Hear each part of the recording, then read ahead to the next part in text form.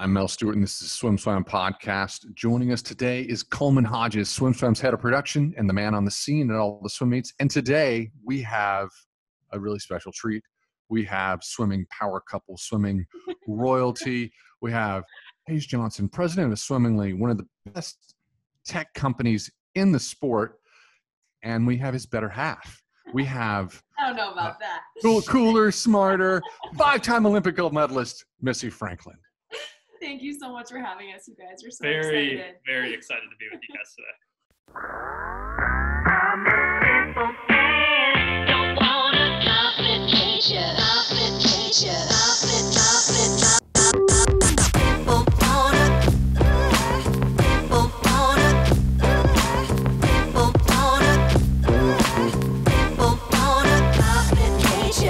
Well, you guys are probably zoomed out. You've been doing this over and over and over. I imagine it's been a lot.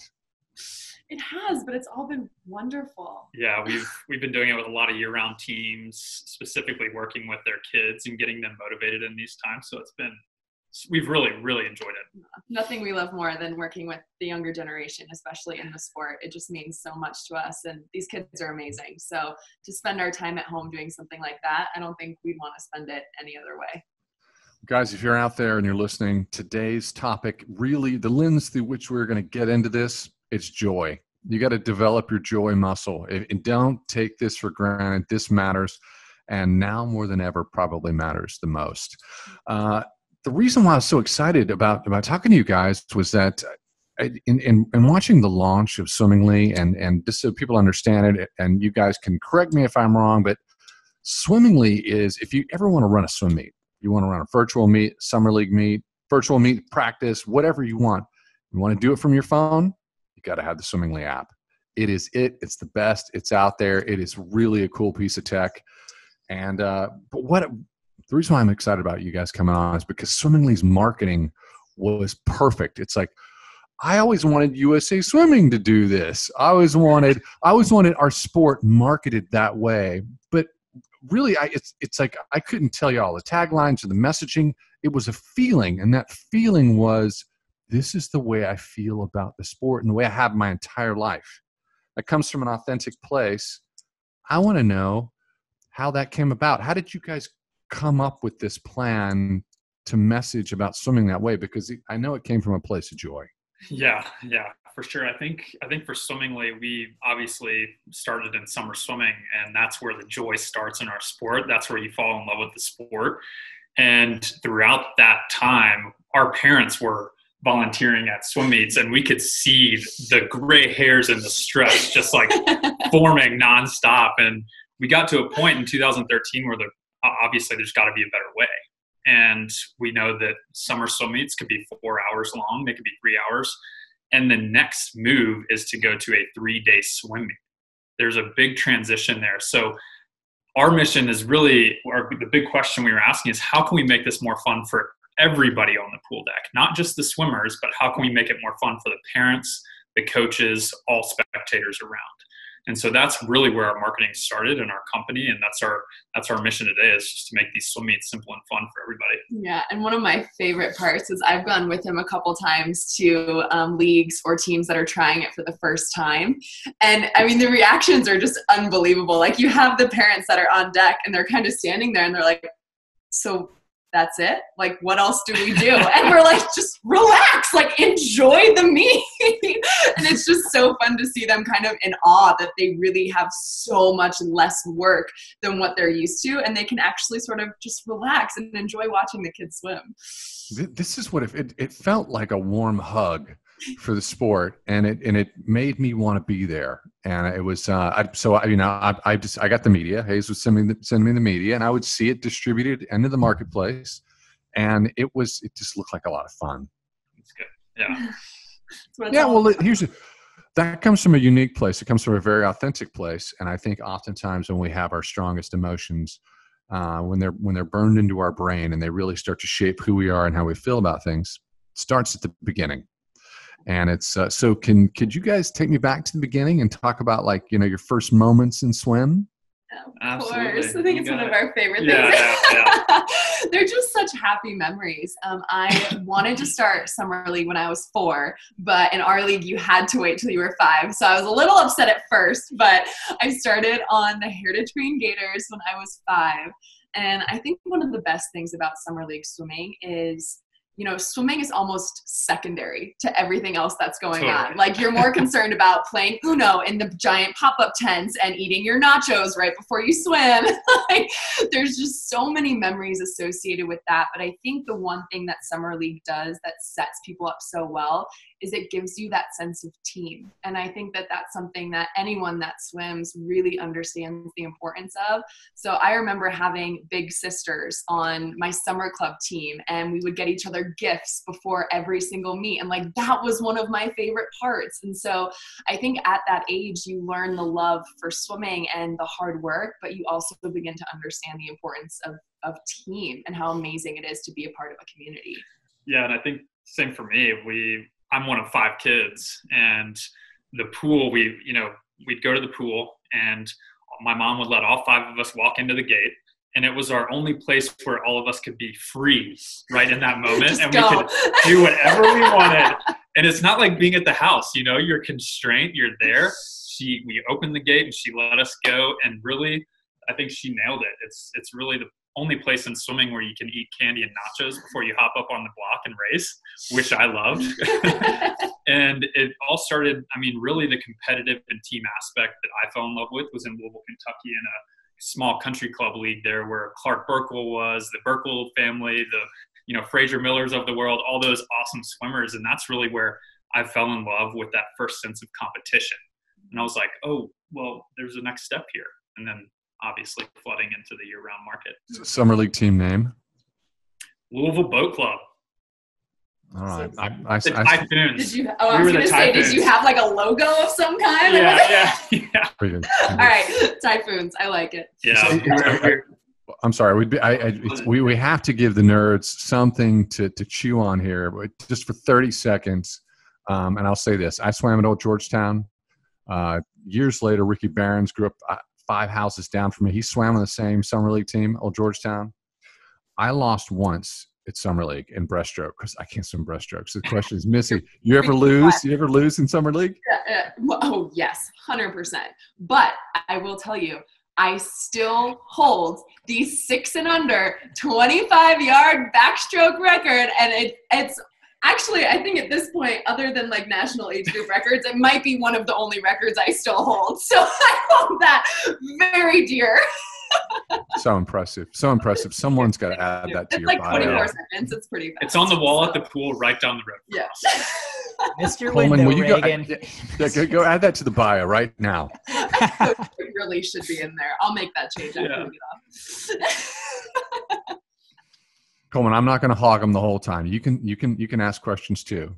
Well, I'm just like, I'm a little upset because, I'm from Columbia, Missouri, and I don't know if we either didn't have a summer league or, my family just wasn't aware of it. I started club swimming when I was 9, but I never did summer league. And here, being in the swimming community and hearing about it now, it's like, wow, I was essentially robbed of a childhood. This is a little sadistic, I think. And I'm so sorry. I wasn't even listening. Did you say you wanted a summer league swimming team? I did. There wasn't a summer league. Why are you on this interview? What are you doing? I don't. Dude. You were taking the mic back. You're done. Definitely robbed of a big portion of your childhood. So then, my first swim meet ever, I showed up when I was 9 years old. I was in Dragon swim trunks, and everyone else was in jammers and Speedos, and I was like, what? And I totally missed that part of it. So you're a quick learner though. I got the point eventually, but did you guys ever have that embarrassing moment? I got DQ'd at that meet 3 of my 4 races too. And that just totally turned me off of swimming. And I should have been in summer league where everyone wears Dragon swim trunks. And everyone gets DQ'd. Did you guys ever have that moment where you're where it was a kind of a low or embarrassing, but you were able to bounce back at a young age? a young age, I mean, I remember my very first race ever was the 25-yard freestyle. And my mom, right before the race, bless her heart, told me, like, honey, just get out there, have fun. You're going to be so fast. You're just going to fly. And I was like, fly, got it. And so I went out there and swam my very first race ever, the wrong stroke. I did win, which is great. But I think I just hopped out, and at that point it was so much fun and I was just so excited. I could have done corkscrew and I would have been like, that was amazing. I don't even care that I did the wrong stroke. So I was just so happy to be in the pool. So less embarrassing and more a little bit of a mishap, but then I learned from it and started doing the right strokes with the right races. Yeah, mine was similar to yours, Coleman. I was 12 years old and it was at Kentucky State meet. And I got DQ'd in 5 races. Ooh. 3 of them for flinching on the false start, flinching, because I was so excited. I was at the top of my age group. I wanted to get high point, yada, yada.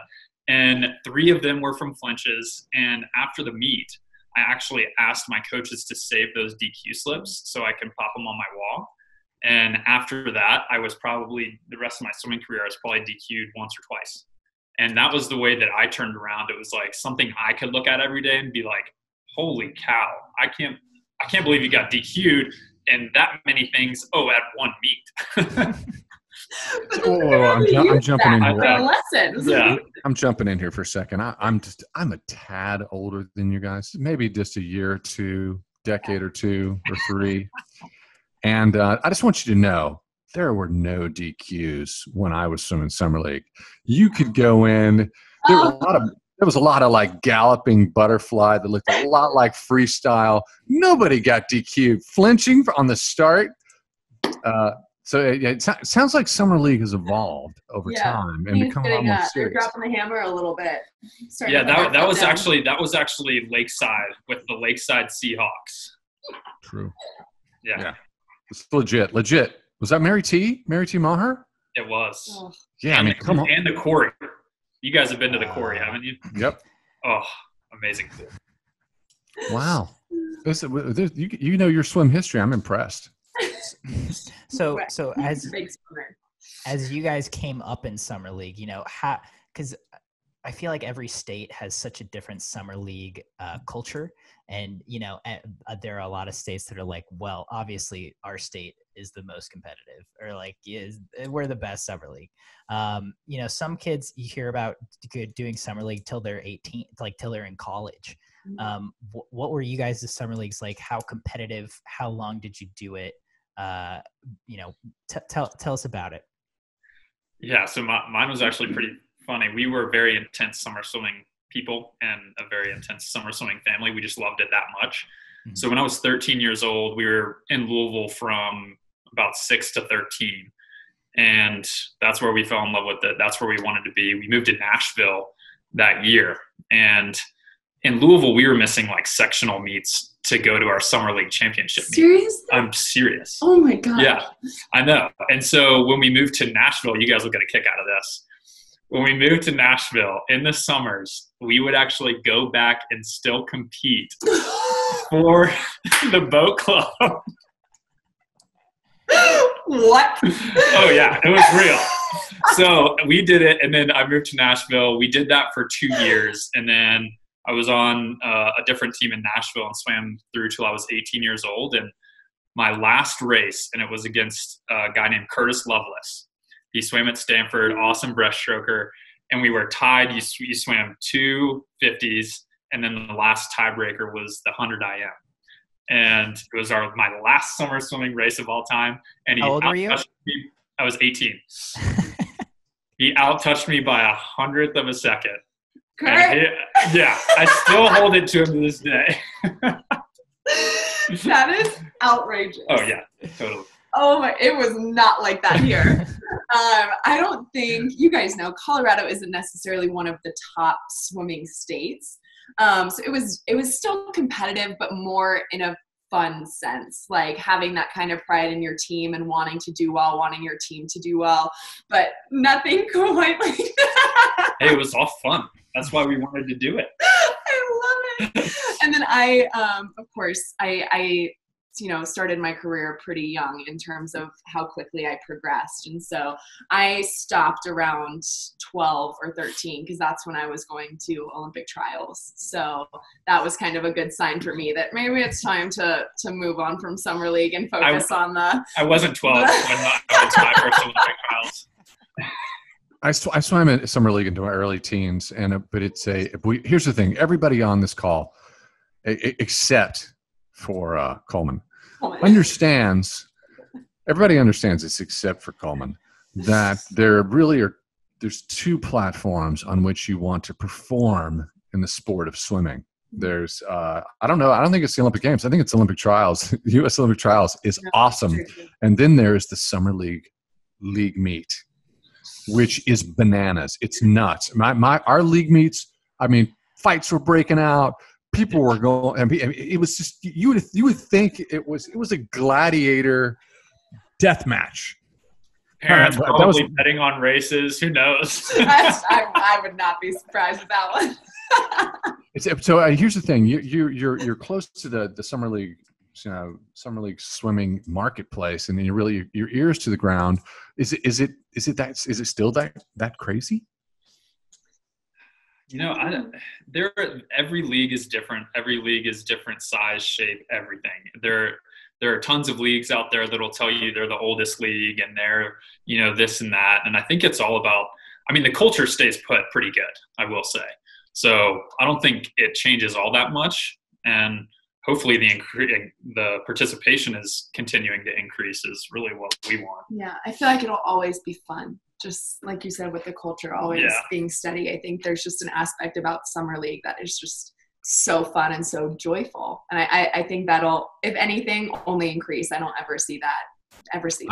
I think that the death match, getting in fights, and the craziness at Summer League that I experienced was fun. As a bystander, it was amazing. So it was fun. It's we learn how to live in our skin, living at our Summer League pools, and we come to love swimming so much. I ate so much candy, Did you guys do Fun Dip?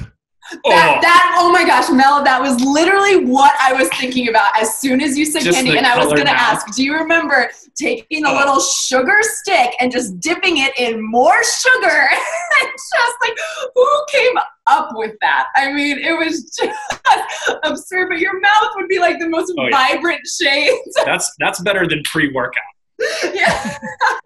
I would. Here's the thing: if you could go to like Olympic trials or at the Olympic Games, and some big star, not as big as Missy, because nobody's as big as Missy. Hey, somebody's who's in the hunt for a gold medal. If I could see them going, walking out, parading out with that dextrose stick, dipping it in sugar, I would be the biggest fan of that athlete. Down like wildfire too. Yeah. New official sponsor, USA Swimming. Fun Dip. It should be. It should be a sponsor of Swimmingly. I should say this. We are partners. You don't need big partnerships. We're like we work together in terms of getting the message out. I think that Swimmingly is its own ecosystem, and I do think that you need to be signing partners. And I do think that Fun Dip should top the list. I think it should be. Yeah. We should totally go after that. Yeah. Thank you for that wonderful idea. Well, I think it was your idea, Missy. I think it was your idea. So we got to talk about the obvious, and it's I have been to the SwimSwag.store, and I've seen the hats, and I have a hat en route, but I'm loving the hats. And tell me, how did this come about? And what are you doing? Yeah, it's so fun. So it was all Hayes' idea.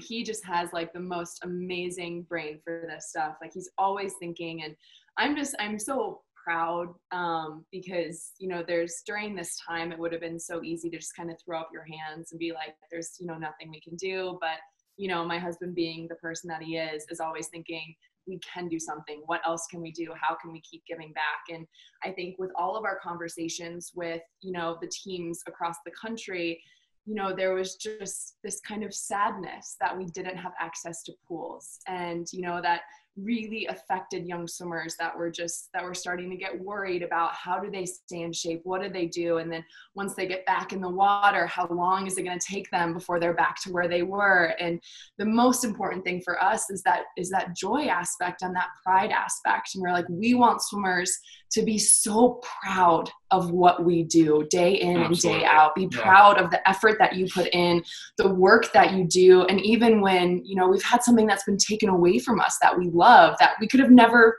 foreseen coming.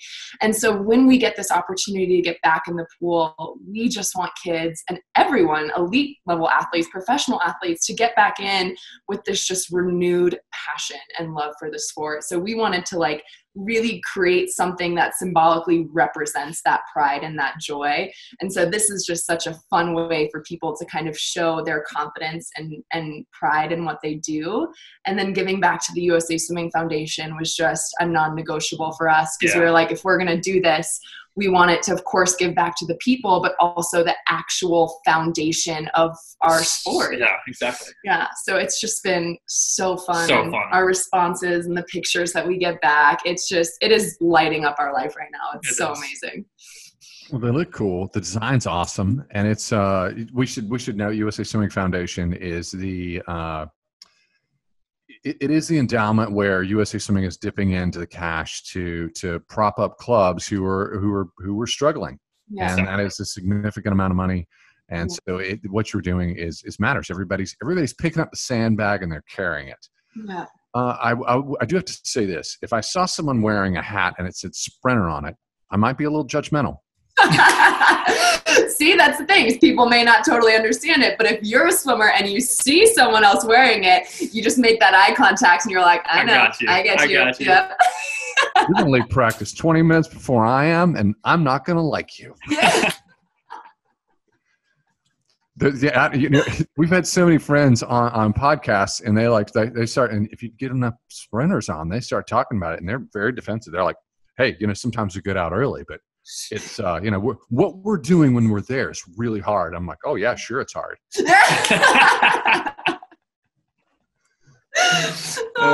Neither of us were in that boat, so no. I will definitely admit though, I'd kind of float in between mid distance and sprint when I was training with Dave Jordan at Cal, and I will 110% give credit where credit is due. His sprint workouts are no joke. They were very hard. Even if they were shorter, I would be very much in pain for quite a while afterwards. Coleman, it was Wyatt and I. We were just there together, just making our way through. I try to tell everybody that I can that Coleman is a 200 butterfly. That's something that everyone needs to know. Coleman's a 200 butterfly, which makes him a little bit better. It tells you a lot about a person, just right off the bat. I think so. I think Wyatt was always a 200 breaststroker. My brother Wyatt, who trained at Cal with Missy for a while, and his proudest accomplishment, you have your 6 and under summer league record. He legitimately wants to put this on his resume that he won one power effort at Cal once. I think I actually remember that. And everyone just went nuts.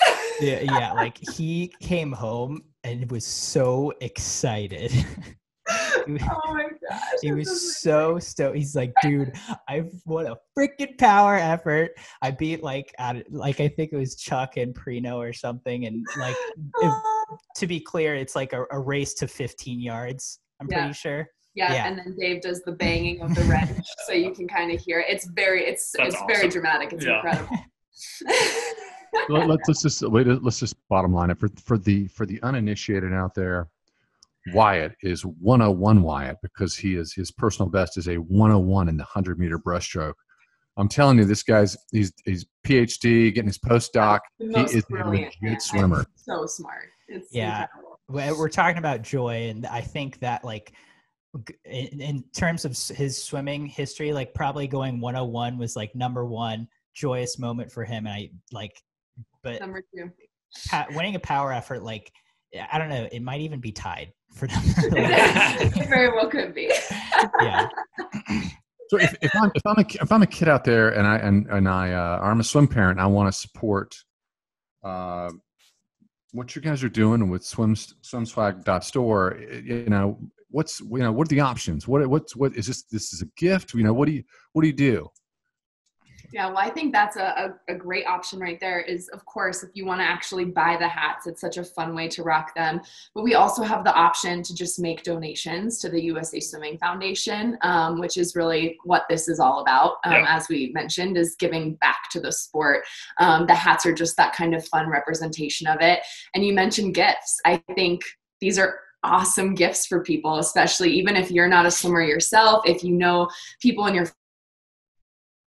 that are kind of going through this time right now, like such a fun way to kind of show them that you care and that you're thinking about them and are recognizing sort of what they're going through. But it's about the foundation. It's about giving back. So, and even if it's not directly through our site, just donating to the foundation makes such a difference. And it's such a cool way because kids are even able to go on and see and understand that they themselves as a young kid are able to donate as well. And I think that's something fun for us to see. Without a doubt.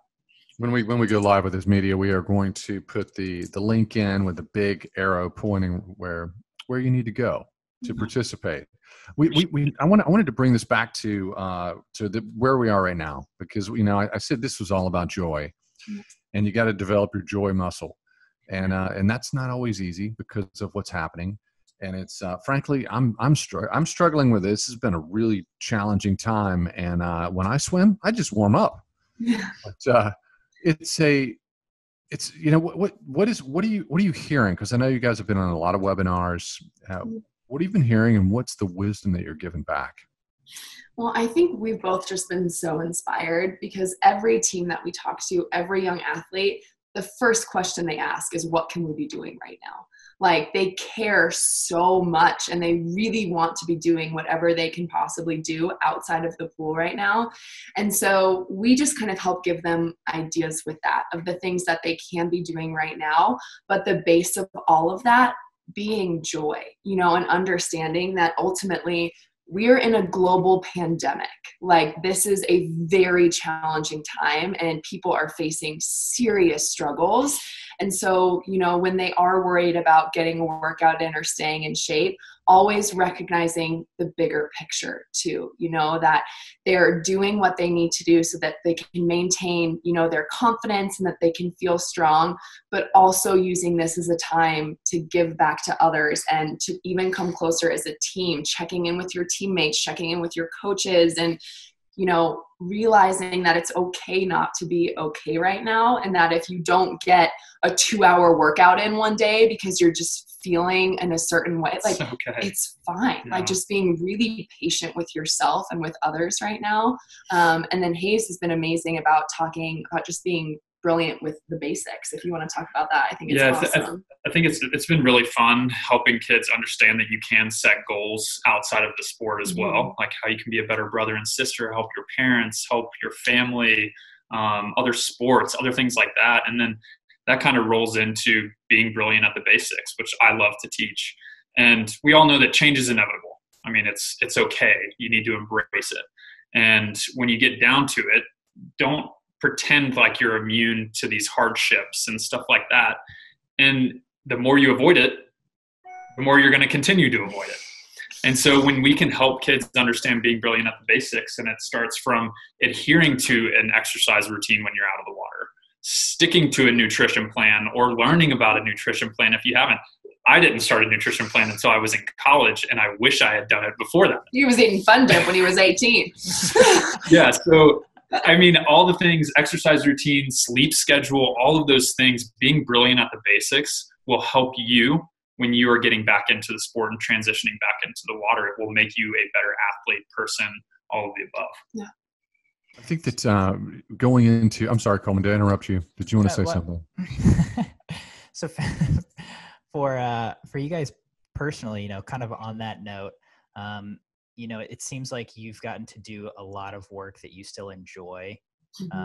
Just kind of on that topic of joy, how big of an impact for you guys have those tips been personally? And then how much does it affect you knowing that you still get to do something that you really like, even if it's in a different way? Yeah. Yeah. Well, we just feel so grateful for that. I mean, I think one of the things that's really stuck with me throughout this time is that we're all experiencing the same storm, but we're all in different boats. And so I think ultimately, you know, every single day, Hayes and I wake up and we look at each other and we're like, okay, we are in a home. We are madly in love with each other. Our family is safe. We are healthy. Ultimately, we are so blessed and we have nothing to complain about. With that being said, it's still okay if we wake up some days and it's a hard day, if we're sad because we miss our family, whatever it is. So I think being patient, that idea of being patient with each other and with yourself and what you're feeling and the emotions you're going through, that has been so helpful. And then the sticking to the routine has been huge for us. Huge. And thanks to swimming for that. Yes. That swimming routine does not go away. It does not. I mean, we're still up at 5:30. Like, I'll try and make it to 6, but he is up at 5:30 every single day. And so to kind of be up that early, wake up, getting our workout in right away, and then getting to do, like you mentioned, some of those things that we're still so passionate about and figuring out ways that we can still continue to do what we love from home, it just means so much to us. Yeah. So I'm going to change gears a little bit because I think this is something unique about Swimmingly and your app. It's I think in the future virtual meets are going to become more important, and the beauty of it is if we're not in the middle of a pandemic, you want to do virtual meets and practice. You want to get up and race. Practice isn't practice; it's a routine for performance. Sure, but virtual meets might be a big part of our future. What kind of an impact are you seeing in terms of a response from year-round clubs and Swimmingly? Yeah, so we're actually starting our first big virtual swim meet extravaganza type thing with the Gulf Swimming LSC. And they're going to be running a massive bracket of 32 teams, and they're going to whittle it down, sponsored by Swim Outlet, whittling it down to a champion. And they're going to be gifted prizes and money. So it's giving back to help them hopefully maintain their swim club. And then our next one is with Lifetime Fitness. We have 110 Lifetime teams that are all going to be competing against each other from their own locations in this massive virtual swim meet.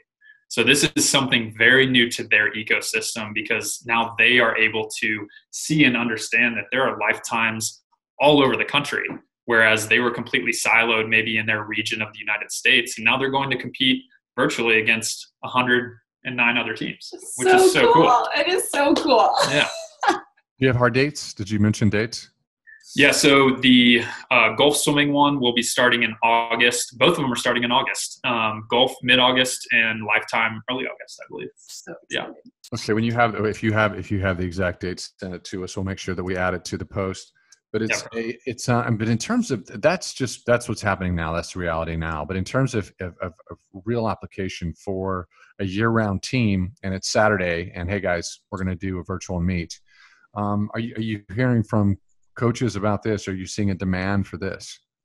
Yes, absolutely. So it's basically come to running meets at practice, basically. So they're really taking their practice time, and they'll do it by age groups. So they'll have, all right, 9-10s, we're going to take this first 30 to an hour, and we're going to run through 4 events.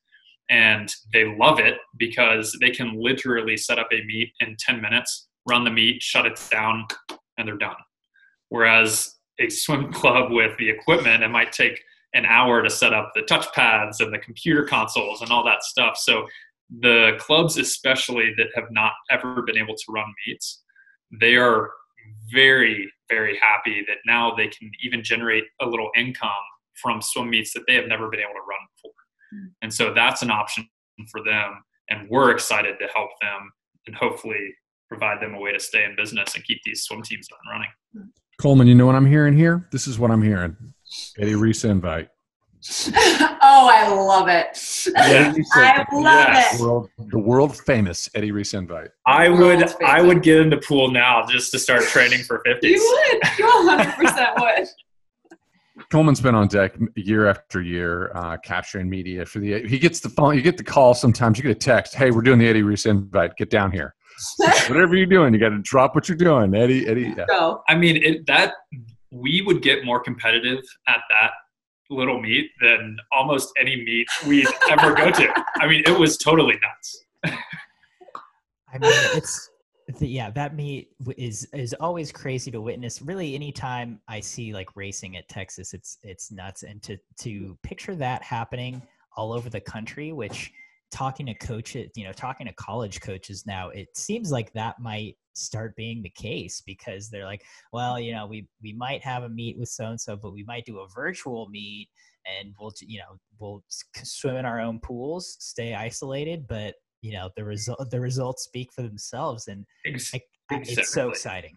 Yeah, and I think you nailed it. And kudos to Chris, Eddie, and Wyatt, who have put this thing in motion and created this culture to where they can get these swimmers by themselves on one team as excited or more excited to swim in races than they would at other competitions. And that, it gives me the goosebumps every time I think about it, because that's the culture that they set at the top and comes down straight to the bottom, these new freshmen coming in. And that's what they get to experience. And that's incredible. I think coaches can be so myopic in a great way, because they're so focused on the pool and what you're doing. And sometimes some coaches are early adopters to technology, some are not. But it's if we can encourage them to do it, hey guys, just give Hayes a call, and he'll set you up. Virtual meets. Eddie Reese invite. Eddie Reese invite. So if you're listening out there, SwimSwag.store. SwimSwag.store. You can go there, get your hat. These hats are awesome. Yeah, great to be. Coleman, I'll send you a fly one. Absolutely, yes. Coleman, I'll order a fly one. I'm going to go there right now. And to support swim, SwimSwag.store.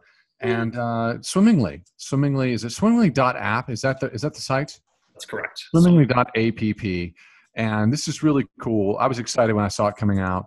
But it's you guys have, the interesting about the beauty about this company is that you guys, you have such deep swimming roots. You really were very purposeful about entering the marketplace, controlling your messaging, the right message, and the product matches the passion and the message, which is always a wonderful thing.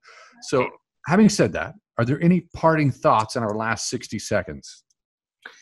I would just love to go back to joy and just really reemphasize that wherever you are in life right now, I know some teams are starting to get back into the pool. Some teams are still doing it at a restricted stage, but just find that joy with whatever it is, whether you're in the pool, out of it. Just do something every single day that's going to make you happy, because if you're finding that joy within yourself, you're going to be able to spread that joy to every single person around you. Yeah, and I think whether you're in the pool or not, make sure that you are valuing that time you're spending with your teammates, your coaches, and most importantly, your family. Don't forget to thank your coaches after practice, because they are so invested in you and more invested in you than you actually think. And so make sure that you do thank them after every single practice, and use this opportunity to help others, because there are always people in need, and make sure that you are smiling, spreading the right message, and helping.